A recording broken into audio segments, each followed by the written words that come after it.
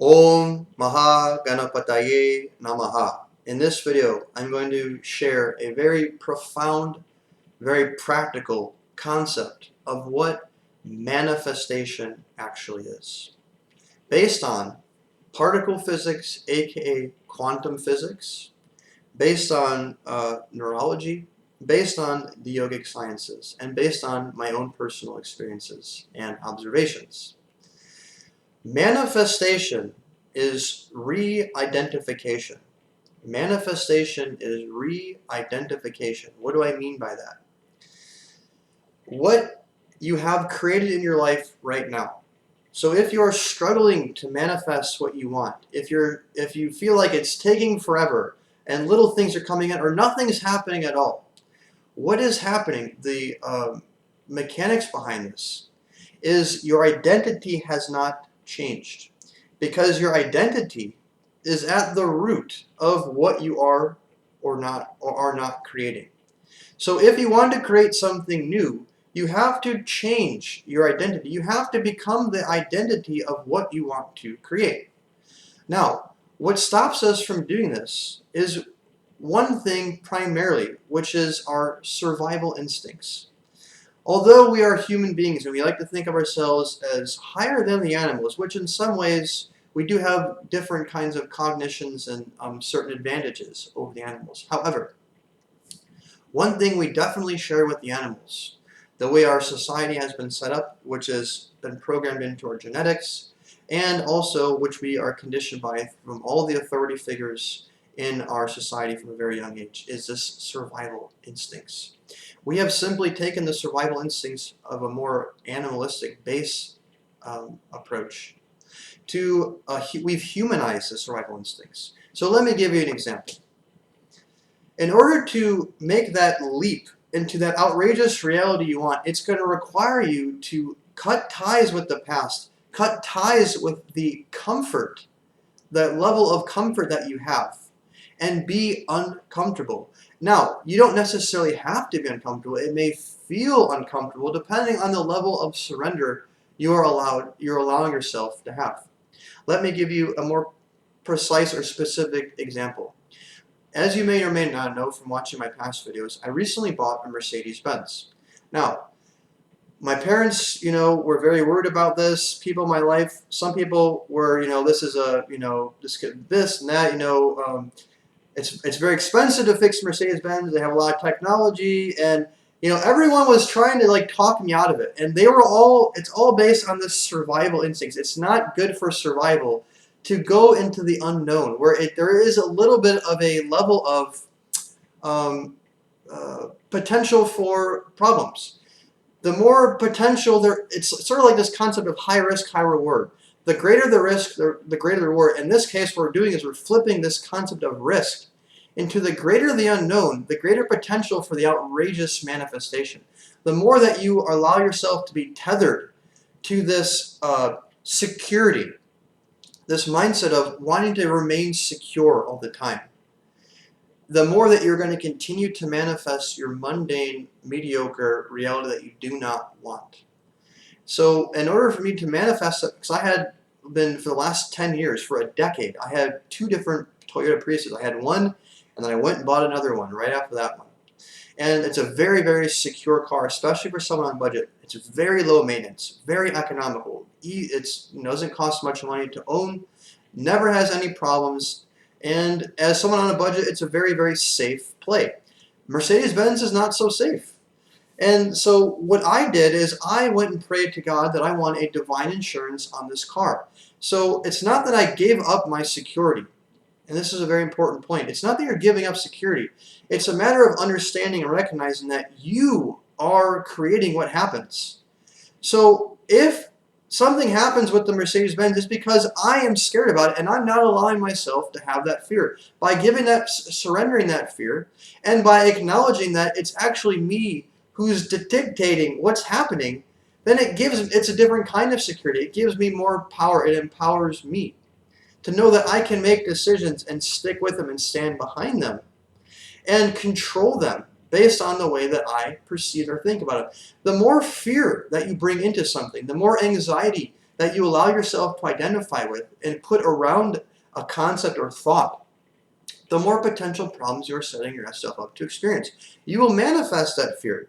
Dr. Ply talks about is whatever you're afraid of, you will manifest that, because fear is very powerful, just like love. It is the polar opposite of love.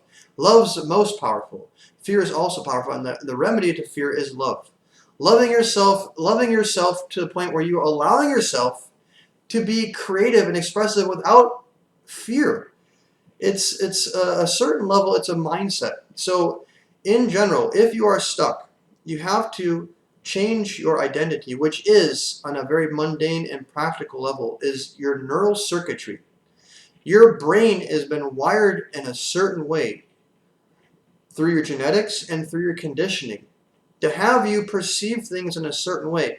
So Dr. Pike gives an example of, if you tell a billionaire who, I want to make, say, $25,000 this month. That's not a big deal for a billionaire to conceive of. You tell somebody who's making only $2,000 a month that they can make $25,000 a month this month. That's a big deal. They don't believe in it. And why? It's because of a mindset. That billionaire, the money that they have, this is important. The money they have is not, it's a reflection of their mindset.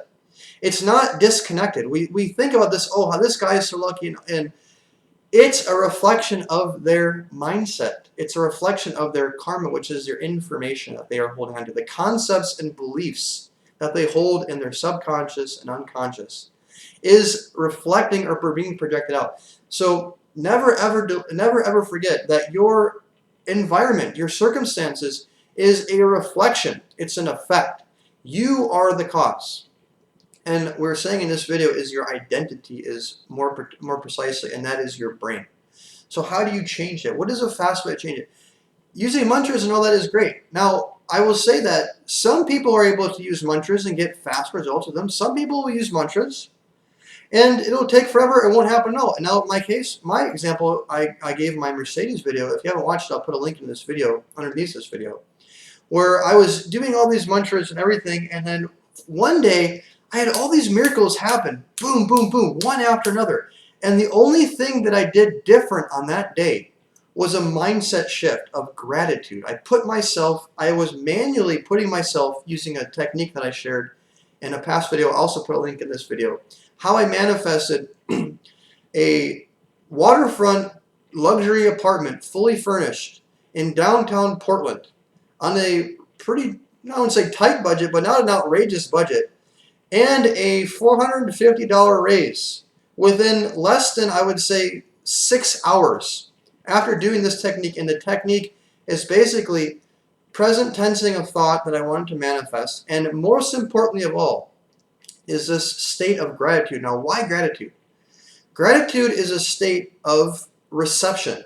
You are in a state of gratitude when you receive something. So what you can do with this present state and gratitude state, which is an emotion, you can take the electrical thought and the magnetic emotion and you put them together, and you orient them to as if they have already happened. It all of a sudden, that unleashed this tidal wave of all these blessings. It's almost as if they were just sitting there waiting to come in, but I was blocking them. And what was blocking them was my identity. My identity was blocking them. And this identity of survival mode, because you can't be in a state of gratitude. You can't be in these state of elevated emotions. They're not natural when you're in a state of survival. Survival mode is all about fear. It's about this worry, this stress all the time. And it puts you in this low state where manifestation is not a seamless, effortless process. You're just trying to hold on to what you already have. And that's what you end up doing. You end up getting stuck in this place where you can't move. And no matter what you do to try to fix it, it doesn't work, because what you're really doing is you're blocking it because you're trying to just hold on to what you have. And you have to let go of that by allowing yourself to embrace a new identity and allow yourself to take the leap into the unknown. Because if you don't allow yourself to do that, you will end up being stuck in the true American dream, which is what I was talking about with somebody very close to me not too long ago. When I was reflecting on this, the true American dream, although it's positioned different ways and glorified and I would say, is dramatized in different movies and TV shows and entertainment in general. The true American dream is security. That is why America is amongst the top countries in the world, if not the number one, who has problems with needing psychiatry, antidepressants, and all this, because we have been conditioned as our life goal is to go after security. Once we get that security, we think that's it. You get the house, you get the life insurance, the car insurance, all the protection, the perfect budget, all the safe moves, and you get all the safe things together, and you get all that. What happens is you end up still being completely miserable. That's why a lot of rich people, if they don't have that balance, if they're dependent, in other words, on the external world to give them that happiness, that if they're dependent, because the finances is a reflection of, that's why the rich people are seen as the ultimate, because they have the most security of anybody else. They have the greatest the security. They can buy whatever they want. They don't have to worry about losing money, losing friends as much, losing assets or missing out on anything, or any problems that come, expenses. They can take care of it. So they have the maximum security. But however, if they are dependent on this external world, it ends up being completely miserable. And I experienced this myself when I manifested Mercedes-Benz, a car that I have wanted for a very long time, and one that I didn't even think I was possible to manifest for years. I realized when I got that Mercedes, although I love that car, and I love that car. I'm even over the honeymoon period, and I still love that car. But I realized when I had the car, when I sat in the car, and the car became mine, nothing changed inside of me.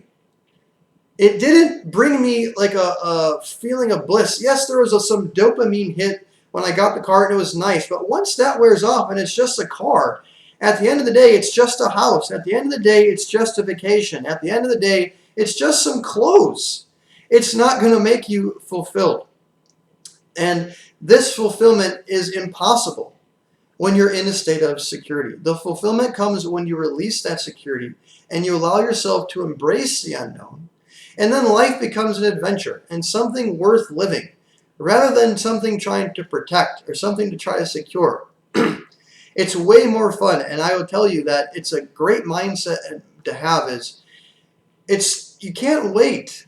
Life is too short to go and wait and then say, I'll do it next year, I'll do it next month. Just start going after what you want, and to do that, you have to get clear on what it is you want.